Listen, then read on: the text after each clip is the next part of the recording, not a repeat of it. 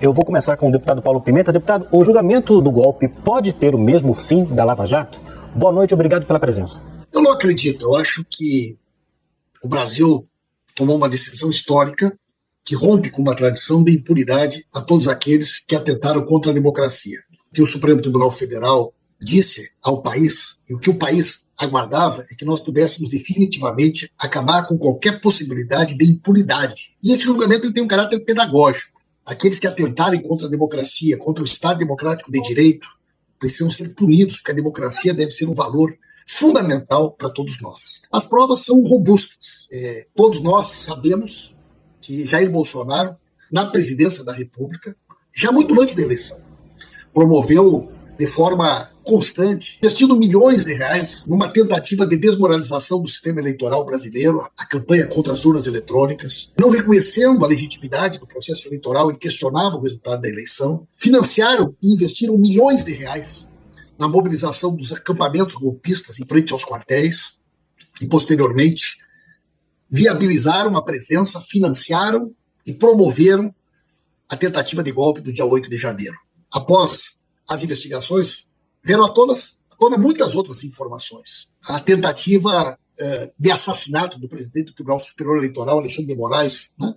A Operação Punhal Verde e Amarelo, o planejamento para a possibilidade de assassinato do presidente Lula e do nosso vice Alckmin, a participação do general Braga Neto e de oficiais de alta patente nessa trama criminosa, tudo isso precisava de uma resposta contundente. Okay. Dentro da legalidade, garantindo amplo direito de defesa, nós tivemos um resultado que, do meu ponto de vista, tem esse sentido pedagógico. E nós não vamos de nenhuma maneira flertar com qualquer tentativa de impunidade, de discussão de anistia, que isso, além de ser inconstitucional e ter como objetivo mobilizar essa base golpista e criar uma nova crise institucional, quer também fortalecer essa narrativa promovida pela família Bolsonaro nos Estados Unidos, que já tem trazido tanto prejuízo para a nossa economia, para as nossas empresas, para os nossos empregos, e, além disso, né, flertar e estimular esse sentimento de que crime contra a democracia não deve ser punido de forma exemplar. Por isso eu acho que o Brasil está de parabéns, a democracia está de parabéns, e nós temos que virar essa página. Chega de discurso de ódio, de intolerância, chega de negacionismo. Olha tudo que aconteceu nesse país durante, né, o Covid, nós temos que virar essa página, ninguém aguenta mais essa página. E a gente tem que olhar para o futuro, para o país crescer, gerar emprego, promover o desenvolvimento, né, criar oportunidades, continuar abrindo novos mercados, como o governo do presidente Lula tem feito. A economia está bem, o país está crescendo, nós estamos, né, tendo resultados positivos a todo momento, e agora temos que virar essa página, olhar para o futuro, e a questão do Bolsonaro deve ser tratada no âmbito da polícia e do judiciário e não transformar numa questão da pauta do Congresso Nacional. Okay. Senador Sérgio Moro, o julgamento do golpe pode ter o mesmo fim da Lava Jato? Boa noite. Bem, Leandro, boa noite. Olha, primeiro eu quero dizer que a Lava Jato, ela descobriu o maior esquema de corrupção que a gente já teve na história do país. A Petrobras foi saqueada. Infelizmente, depois, a minha análise é que houve uma reviravolta política e se quis trazer de volta a velha tradição da impunidade desse tipo de crime. Essa é uma agenda que a gente tem que retomar no país e é uma agenda muito importante. Vamos ver aqui o exemplo do roubo dos aposentados e pensionistas do INSS, que, a meu ver, é filho da volta da impunidade, porque não ousariam fazer isso naquela época. Agora, falando especificamente do caso julgado pelo Supremo Tribunal Federal, ninguém é favorável a golpe, ninguém é favorável a qualquer espécie de solução de força. Nós temos aí que valorizar as nossas instituições, inclusive a democracia. Entretanto, há possíveis críticas a esse julgamento feito pelo Supremo Tribunal Federal, e foram, a maioria deles, consubstanciados no voto vencido do ministro Fux. Para mim, e esse foi o pecado original, Leandro, do Supremo Tribunal Federal, foi ele ficar com a responsabilidade de julgar esse processo. Porque, veja, o Lula foi julgado em primeira instância. Não foi julgado no Supremo, porque ele não era mais presidente. A mesma coisa o Bolsonaro. Com a margem, deputado federal, mas os atos que lhe foram imputados foram anteriores ao exercício do mandato. Então, em qualquer perspectiva jurídica, a competência deveria ser da primeira instância. E se fosse do Supremo, teria que ser do plenário pelo regimento. Então essas falhas processuais, essas críticas, acabam muitas vezes colocando em dúvida esse julgamento. Tem também a própria questão da configuração da tentativa. Houve um planejamento, discussão, mas houve de fato a tentativa de golpe? Se chegou aos atos executórios? A meu ver, tudo depende de você demonstrar uma ligação entre aquelas conversas que o Bolsonaro tinha, junto ali com o seu entorno, em novembro e dezembro de 2022 e o 8 de janeiro. E aí eu trabalhei na CPMI do 8 de janeiro e não foi apresentado, não foi encontrada nenhuma evidência, nenhuma prova que possa demonstrar que o 8 de janeiro teve um maestro. Então existem problemas, sim, nesse julgado, que vão levar a questionamentos sucessivos e, a meu ver, dão força aí à discussão da anistia para a gente buscar a pacificação desse país. Okay. Senhores, eu vou chamar também a nossa analista Juliana Lopes, que participa do debate. Juliana? Bem-vindo, deputado e senador. Queria começar com o senador Sérgio Moro. Senador, o deputado Paulo Pimenta fala de um caráter pedagógico desse julgamento e a gente tem ali todas as provas sobre os ataques do 8 de janeiro. Uma anistia resolveria realmente essa questão? Não pode acabar driblando esse caráter pedagógico do julgamento? Juliana, vamos ser bastante claros. As pessoas que foram presas no 8 de janeiro são pessoas simples, muito humildes. Visitei algumas na cadeia. São senhoras de mais de 60 anos de idade. São pessoas simples. Uma lá está presa, condenada a 14 anos porque pintou de batom uma estátua. Outra a 18 anos porque sentou na cadeira do ministro. Invadiram os prédios, erraram, não deviam fazer isso. Mas a punição tem que ser proporcional à responsabilidade. Eu fui um juiz muito rigoroso, mas era rigoroso contra corrupto, contra traficante de drogas, contra pessoas que praticavam crimes extremamente graves e sérios. É claro que não pode invadir prédio público para fazer aí manifestação, mas as pessoas se exaltaram e erraram. A meu ver, está na hora dessas pessoas voltarem para casa, porque as penas são, e até a esquerda concorda com isso em geral, que as penas são desproporcionais para esses manifestantes. Outra situação são os que foram julgados ali, Bolsonaro e do seu entorno. Para dizer que houve a tentativa de golpe, precisaria ter uma demonstração, uma prova clara de que eles orquestraram o 8 de janeiro. E, sinceramente, com todo respeito, não existe isso no processo, não existe nenhuma prova que faça essa ligação específica. Somado aos questionamentos de competência, o caráter pedagógico acaba se perdendo. Agora, precisamos deixar claro, sim, que qualquer solução de força, qualquer tentativa de golpe ou virada de mesa é absolutamente reprovável e não aceitável politicamente. Outra coisa é condenação criminal, que você depende de uma tipificação das condutas que estão descritas na lei. Deputado Paulo Pimenta, uma anistia poderia reverter esse caráter pedagógico do julgamento? Olha, dizer que aconteceu no 8 de janeiro foi uma manifestação onde as pessoas se excederam porque entraram nos prédios públicos. Gente, aquelas pessoas foram pagas para estar lá. Elas ficaram durante muito tempo acampadas em frente aos quartéis. Foram financiadas e houve uma campanha de desmoralização do sistema eleitoral, das urnas eletrônicas, de questionamento da eleição. Uma farta documentação que demonstra que havia um plano, inclusive para assassinar o Alexandre de Moraes, o presidente Lula e o nosso vice-presidente Alckmin. Por um detalhe, não houve uma explosão de um caminhão naquela véspera da posse, próximo ao aeroporto de Brasília, já no dia da diplomação, no dia 12 de dezembro. Essa organização criminosa já havia promovido uma enorme quebra em Brasília. Portanto, nós estamos tratando, sim, de uma organização criminosa que tinha hierarquia, papéis definidos, comandada pelo ex-presidente Bolsonaro e pelas pessoas do seu entorno, né? Nós relativizarmos isso, querer tratar como algo banal, como se fosse uma manifestação qualquer, não há nenhuma dúvida que flerta com a impunidade, que estimula as pessoas a imaginar que os crimes contra a democracia e os crimes contra o Estado democrático, de direito e as nossas instituições são crimes menores. Não. E a questão do foro, gente, a questão do foro já está resolvida, né? Tanto é que as 400 pessoas foram condenadas e o próprio ministro dos Fux reconheceu o Supremo Tribunal Federal como o foro adequado para aquele julgamento, né? Já houve mudanças de interpretação, até 99 o STF tinha uma interpretação, depois ele modificou, agora em 2025 foi mudada novamente, foi tudo feito dentro da legalidade e eu tenho certeza, inclusive, que não há, né, no país qualquer possibilidade ou disposição para haver um apoio social para uma tentativa, né, de impunidade que seria flertar com o crime, o que na prática significa uma tentativa de anistia. Leandro. Deputado Paulo Pimenta, a pena de 27 anos e meio de prisão para o ex-presidente Jair Bolsonaro é justa ou não? Veja bem, essa questão não é uma questão da política. Essa é uma questão do judiciário, né? A pior coisa que nós podemos fazer nesse momento é tentar trazer para o campo da política um debate sobre os crimes, a dosometria da pena. Houve uma decisão, né, uma decisão do Supremo Tribunal Federal, dentro da legalidade, dentro do Estado Democrático de Direito. Cabe agora os advogados do Bolsonaro e do núcleo da trama golpista encontrar, né, do ponto de vista jurídico, recursos que eles acham que de alguma maneira possa ser colocado. Mas eu não vou discutir o tamanho da pena, entrar no mérito de uma questão que é de natureza judicial, que é de natureza policial. Inclusive, falando em questão policial, nós não queremos ser implacáveis só no combate aos crimes contra o Estado Democrático de Direito e contra a democracia. Nós queremos também ser implacáveis na corrupção promovida pelo governo Bolsonaro. E a questão do roubo do INSS era um bom exemplo. Inclusive, essa arquitetura criminosa foi montada dentro do governo Bolsonaro, no período, inclusive, que o senador era ministro da Justiça.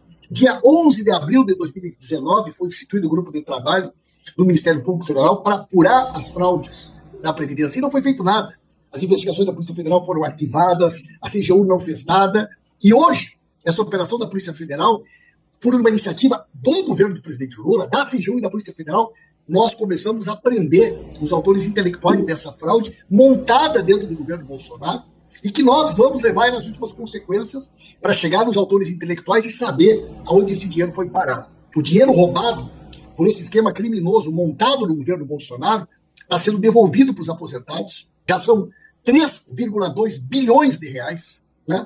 3,2 milhões de pessoas que já receberam dinheiro de volta, 1.700 bi devolvido. Okay. Nós vamos garantir que todo esse dinheiro seja devolvido e nós vamos ser implacáveis no combate à corrupção para mostrar para o Brasil que nós devemos ter exatamente esta conduta, esta orientação do governo do presidente Lula, e é assim que nós vamos proceder. Senador Sérgio Moro, a pena de 27 anos e meio de prisão para Bolsonaro é justa ou não? Não, é exagerado, né? 27 anos retrata um pouco o pecado original que eu disse, Leandro. Primeiro, tinha que ter sido julgado na primeira instância. E tem dado, né, que o Supremo ele acabou sendo invadido lá em 8 de janeiro e ele se sentiu também agredido, né, durante o governo Bolsonaro diversas vezes pelo próprio presidente. Então, acho que a questão emocional pesou um pouco aí na pena para a fixação em patamares tão elevados. A ilustrar que a questão da competência não é só uma questão técnica, é uma questão também, não é melhor julgar ali porque o tribunal se sente, de certa maneira, ali ofendido. E é claro, ninguém concorda com invasão de prédio público, mas não tem prova, não é nenhuma prova de que, de fato, aquelas pessoas, Bolsonaro ou generais, estavam por trás daqueles ataques de Rio de Janeiro. Nem faria sentido que fosse assim, porque já tinham deixado o governo. Se fossem fazer aquilo, teria sido antes dele deixar o governo. A própria questão mencionada aqui pelo deputado da bomba, não existe nenhuma prova de ligação de Bolsonaro com aquela tentativa de colocar uma bomba no aeroporto, e o indivíduo foi preso, inclusive julgado separadamente. Não foi nem julgado nesses processos, até porque não existe qualquer ligação. Agora, o PT, a gente sabe, roubou lá a Petrobras lá atrás, roubou lá no Mensalão, e agora tenta roubar a verdade em relação a essa questão do INSS. Ora, existem suspeitas fundadas, inclusive desse indivíduo que foi hoje preso, o tal do careca do INSS, que ele teria pago suborno para funcionários do INSS nomeados no governo Lula. O presidente do INSS anterior, o procurador-geral do INSS anterior, a alta cúpula da administração, o coordenador-geral de benefícios do INSS do anterior aqui, mais nomeado no governo Lula. Então, as suspeitas que existem maiores são que esse esquema floresceu e cresceu enormemente durante o governo Lula. E os funcionários suspeitos de receber de suborno são nomeados pelo governo Lula. Agora, a gente precisa retomar realmente o combate à corrupção, porque ele ficou ali prejudicado, mas não dá para aceitar essa tentativa do PT, não só de roubar, mas roubar a verdade. Falar aqui que começou e isso foi feito, né, expressivamente durante o período que era ministro da Justiça. Durante o período que eu fui ministro da Justiça, nós inclusive foram suspensas várias dessas associações que estavam sofrendo reclamações de aposentados porque estavam sofrendo descontos indevidos. O esquema, na verdade, cresceu enormemente durante o governo Lula, e isso ninguém nega. Os números dizem isso, cresceram a conta de bilhões. E o governo Lula só reagiu quando isso aí explodiu na imprensa e não teve mais o que fazer. Agora, a questão do golpe, mais uma vez, ninguém pode defender em sua consciência golpe, o ataque à nossa democracia. Mas esse processo tem uma série de falhas, o excesso contra os manifestantes, as penas, o excesso agora na fixação das penas contra o Bolsonaro e os generais, e os questionamentos que cabem, sim. Houve, de fato, uma tentativa, ou ficou na esfera ali do planejamento e aquilo foi abortado. Isso não deveria também ter sido considerado no Supremo Tribunal Federal quando do julgamento? Por isso que é possível, sim, defender uma anistia ou uma redução significativa de penas desses envolvidos, para que a gente possa enfrentar aí os problemas que o país hoje precisa ter equacionados, né? Nós temos a dívida pública crescendo, nós temos esses juros em patamar elevadíssimo que impactam aí a saúde financeira não só do governo, mas das famílias. Tem muita coisa a ser feita. Ok. Senhores, como houve citações, eu vou citar agora, eu vou conceder 30 segundos para cada um, começando com o deputado Paulo Pimenta. Por favor, deputado. Olha, o Brasil conhece o juiz Sérgio Moro há muito tempo. A gente sabe, né, que tudo aquilo que ele manipulou, mentiu e conduziu da Lava Jato foi anulado. Então eu já nem discuto mais, né, porque ele tem, né, já por uma decisão do Supremo Tribunal Federal, uma desmoralização da sua própria carreira enquanto juiz. Agora, sobre o INSS, gente, todos os nomes que foram citados por ele, todos foram nomeados do governo Bolsonaro, todos eles, esses funcionários que ele citou, são funcionários de carreira do INSS, nomeados do governo Bolsonaro, que fazem parte de uma quadrilha. Essa quadrilha foi montada, esses ACTs foram distribuídos a partir de 2019, não houve nenhuma ação para coibir a ação desse grupo criminoso, e nós vamos provar isso, né, okay. A CPI, rastreando o dinheiro. Não foi nenhum ex-ministro do governo do Lula que recebeu dinheiro na conta de campanha da organização criminosa, nós não temos nenhum vínculo com esse esquema perverso de roubar dinheiro de aposentados, do BPC, do Bolsa Família, e essa quadrilha montada no governo Bolsonaro, que o senhor fez parte desse governo, ela foi desbaratada pelo nosso governo. Okay. O dinheiro que vocês ajudaram a roubar dos aposentados é o dinheiro que está sendo devolvido pelo governo do presidente Lula. Okay. Senador Sérgio Moro, o senhor tem 1 minuto. O Stefanuto, que é o presidente do INSS, que é suspeito de ter recebido suborno, foi nomeado no governo Lula como presidente do INSS, e o suborno seria sido recebido durante o governo Lula. Então, não sei de onde que o deputado tira, como disse, esse costume de roubar a verdade. Eu não vou aqui partir para ofensas pessoais, de falar em desmoralização. O que eu vejo é um governo absolutamente ineficiente, com suspeitas de corrupção, mas aqui, né, fazer até aqui uma referência que o próprio deputado aí, Paulo Pimenta, acabou sendo demitido do governo, né, porque sequer teve a competência de permanecer num governo que já é bastante incompetente. Mas não quero baixar esse nível, né, a gente não precisa entrar nessa discussão, mas o fato é que o escândalo do INSS, o roubo do INSS, e a CPMI vai demonstrar isso, está no colo do governo Lula. Juliana Lopes? Queria ampliar um pouco essa questão do julgamento pensando no cenário eleitoral de 2026. Senador Sérgio Moro, começando pelo senhor, esse julgamento tira o ex-presidente, de fato, do cenário político e também das eleições, e pode, de alguma forma, impactar e isolar o bolsonarismo criticado pelo PT, do deputado Paulo Pimenta, e no passado muito recente pelo senhor. Eu acho que tem espaço eleitoral bastante para a oposição no próximo ano. Tem diversos nomes que estão se apresentando, principalmente aí dos governadores, né, do campo da centro-direita, que estão colocando uma proposta diferente. O que a gente tem hoje, Juliana? A gente tem um governo que acredita no desenvolvimento econômico a partir do gasto do Estado. Gasta desenfreadamente, gasta mal, dá ensejo a esses escândalos de corrupção e quer ajustar as contas públicas através de cobrança e aumento de impostos. Esse modelo está esgotado, a gente sabe que ele não funciona. E no plano internacional, é um governo que se afasta cada vez mais das democracias ocidentais, gerando situações até bastante embaraçosas, como, por exemplo, foi o caso do Lula, viajando lá a Moscou para aplaudir as tropas do Putin que invadiram a Ucrânia. Então, acho que a imagem e a reputação internacional do Brasil nunca estiveram tão mal, e as taxas de desaprovação do governo Lula tornam aí bastante competitiva a oposição. Eu acredito que Bolsonaro, se não puder concorrer, vai indicar um nome, né, vai apoiar um nome, e a direita deve se aglutinar em relação a esse nome, e nós vamos derrotar o PT, porque o país não aguenta mais 4 anos de toda essa incompetência e ineficiência. Deputado Paulo Pimenta, o bolsonarismo está isolado após o julgamento? E a direita aguenta mais o bolsonarismo.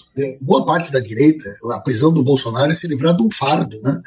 Um fardo que desmoralizou o Brasil no cenário internacional durante a pandemia, um governo marcado pelo negacionismo, pela corrupção. O Brasil hoje vive uma nova fase, nós estamos reconstruindo o Brasil. E eu sou uma pessoa de confiança, de lealdade, faço parte de um projeto com o presidente Lula, e não fui demitido de nada. Eu troquei de tarefa e de função, porque eu tenho esse compromisso com o nosso projeto e me orgulho muito de fazer parte desse projeto. Diferente do senhor, que foi o juiz que não permitiu que o Lula fosse candidato, depois virou ministro da Justiça do governo do Bolsonaro, foi corrido do Ministério da Justiça, e eu lembro muito bem tudo que o senhor falava do Bolsonaro quando o senhor foi corrido do Ministério da Justiça. As taxas de aprovação do governo estão se recuperando muito. Por quê? Porque nós pegamos um país destruído. E como diz o presidente Lula, para você colher, primeiro você tem que plantar. E nós plantamos, primeiro, os programas sociais, depois o apoio à retomada da atividade econômica, a abertura dos mercados internacionais, a ampliação das exportações, as menores taxas de juro da história do nosso país. Eu também acho, né, que esse juro do Banco Central é um juro absolutamente incompatível com esse momento que a economia do Brasil vive. Nós temos que baixar esse juro para garantir um crédito barato, para garantir a geração de ainda mais emprego, criação de mais oportunidades. E o presidente Lula está preparado para continuar liderando essa grande frente política nacional, do Brasil soberano, altivo, de um povo que voltou a ter orgulho de ser brasileiro, dentro e fora do país. E nós vamos para 26, sim, né, com esse compromisso histórico de impedir o retrocesso. O senador falou, se o Bolsonaro não pudesse ser candidato, o Bolsonaro está preso, foi condenado há 27 anos. Não existe nenhuma hipótese do Bolsonaro poder ser candidato. Né? Então, são as coisas absurdas que são ditas. Né? Espero que existam outros candidatos, bons candidatos, para que a gente possa fazer um bom debate, fortalecer a democracia, mas não tenho nenhuma dúvida de que o presidente Lula é, né, o grande nome, a grande liderança política do Brasil e a grande política internacional que o Brasil hoje conduz para ser, né, o nosso candidato e vencer a eleição de 2026. Leandro? Senhores, eu vou conceder 30 segundos para as considerações finais. Senador Sérgio Moro. Leandro, a gente tem que olhar para frente, né? Ano que vem tem um ano eleitoral, nós precisamos superar esses governos do PT e do Lula. Veja que o PT não conseguiu se desvincular do Lula até o momento. Ele só tem um nome possível para ser candidato. E cá entre nós, é um nome ruim que está fazendo, acho que o pior. Os mandatos anteriores já foram ruins, mas é o pior mandato, né? A economia está fragilizada, a dívida pública crescendo, juros lá em cima. Voltou a roubalheira com esse escândalo, inclusive revelado aí dos aposentados e pensionistas do INSS. A gente está vendo também uma escalada da criminalidade e vamos ser francos aqui, o PT não consegue trabalhar esse tema da segurança pública com rigor. O crime organizado cada vez mais se infiltrando nas nossas instituições. A gente precisa pegar um caminho diferente. Vamos buscar um caminho aí de desenvolvimento, acreditando no setor privado, gerando um ambiente propício aí a negócios e aos investimentos. Agora, a gente precisa também buscar uma pacificação do país. E em relação a esse processo, jamais, como disse, dá para se concordar com qualquer solução de força. Mas há uma série de críticas cabíveis pelos excessos, pelas questões relacionadas à competência, e faríamos melhor se pudéssemos colocar uma pedra em cima disso, né, aprovando uma anistia, pacificando o país e olhando para frente para a solução de todas essas questões. Diferentemente do PT e do Lula, que só tem um candidato já, né, com essa idade elevadíssima e com dúvidas aí sobre a sua capacidade real de poder conduzir o país, ainda que com ideias erradas, no campo da oposição tem aí vários governadores do campo da direita e centro-direita que são potenciais candidatos para ganhar as eleições contra o Lula. Deputado Paulo Pimenta, o senhor tem minutos. O tempo do senador Sérgio Moro.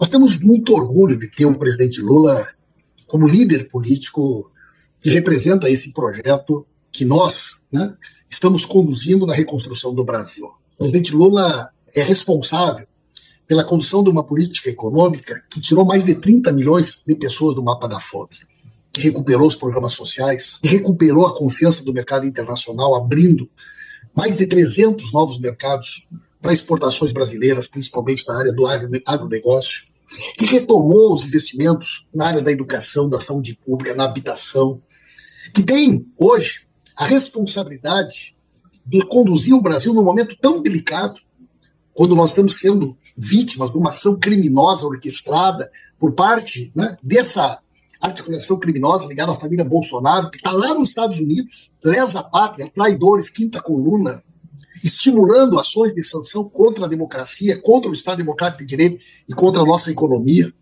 O presidente Lula, hoje, é uma das maiores lideranças do mundo, recuperou o prestígio e o respeito internacional, e nós, há poucos dias, prezados e amigas, mostramos quem é que tem compromisso de defender a segurança pública nesse país, realizando a maior operação de combate ao PCC e ao crime organizado já realizada na história desse país. Nós não temos bandido de estimação, nós não temos pacto nem acordo com a milícia, nós temos compromisso implacável de combater o crime organizado. Nós estamos aí combatendo o roubo contra os aposentados, contra o INSS, as pensionistas, o Bolsa Família e o BPC. O Brasil está no rumo certo e a gente tem muito orgulho daquilo que a gente representa e daquilo que a gente faz.